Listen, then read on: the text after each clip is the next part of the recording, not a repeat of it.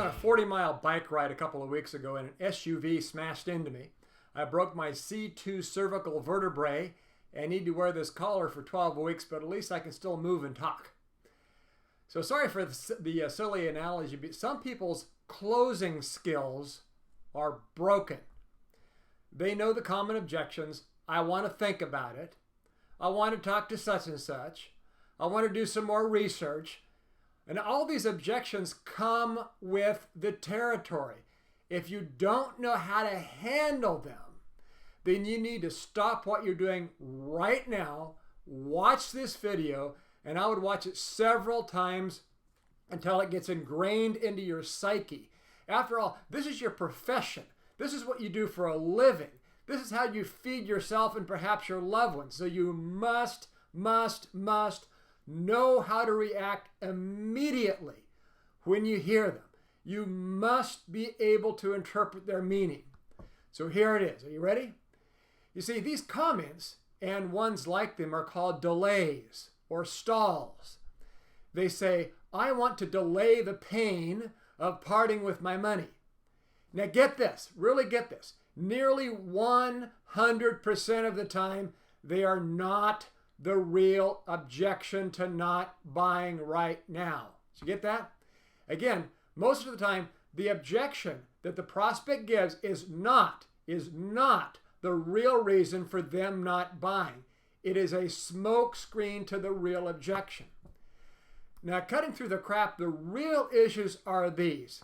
Now, really concentrate here. This is the most important part. The real issues are these. The real issues for the objections are these three things. One, the prospect must love your product or service. They must love what you're selling, number one. Number two, the prospect must trust and connect with you, okay? And number three, the prospect must trust and connect with your company. So it's your job as a sales professional to sell these three areas throughout the entire presentation. First of all, listen to the client, listen to the problem, okay? That's your first thing. So tell me, what brought you to call us today? What brought you to reach out to us? Second, paraphrase what they told you so that you show them that you understand your problem. Okay, the reason you called is you just rear ended somebody in your car and you had missed your insurance payment and you're afraid you're going to get sued and lose everything you have. That's paraphrasing what they just told you, okay? Number three, tell your core story. That is the story about your company. You cannot miss this.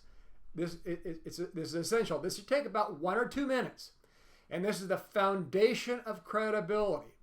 Without you telling the core story, or if you're trying to shortcut it, all they're thinking in their minds is, who is this and how do they know they have a clue what they're talking about?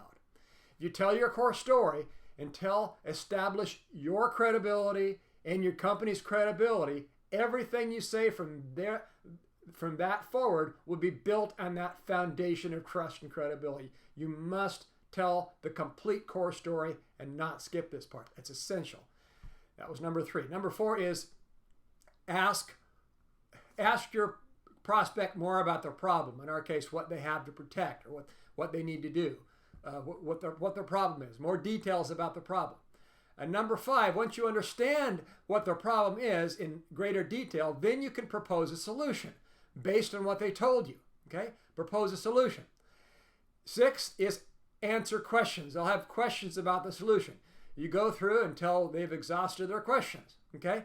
Now, if they keep asking one question after another, you need to ask for the order. Okay? Which is number 7. Whether they keep asking one question after another or not, you need to ask for the order. Once you've got the questions answered, or once you've established that they're just a question machine, you need to ask for the order. So we do it like this, for example. Would you like to go ahead, John? Do you have a credit card handy to cover the setup cost? To what address do you want this delivered? Okay, in our case, I need to put a credit card number on the electronic signature document. Do you have that handy, George? Okay, so we must ask for the order. All these other things can be done just right, but if you don't ask, you're not going to get, okay? Customers don't say, where's the contract? Let me sign it. They don't say that, Okay, that's not real. Okay, it's like almost zero. So we must ask for the order. You're a professional. You must ask for the order. Okay. Now, so remember, the prospect, you must remember, you must respect the prospect, but don't believe for a second that the objection they gave you up front is real. You need to be straightforward in your presentation, and your objective during your conversation should be these three things. During your presentation, you must get them to love, absolutely love your product or service with great sincerity and genuine emotional passion that transfers from you to them, okay? Get them to love what you sell. Number two, your entire presentation should get them to trust and connect with you as a person, as a human being, as a feeling individual who genuinely has their best interest in mind, okay? And number three, get them to trust and connect with your company so they can feel confident that after they part with their money, your company will do everything promised and then some. And so that's how to overcome these delay objections.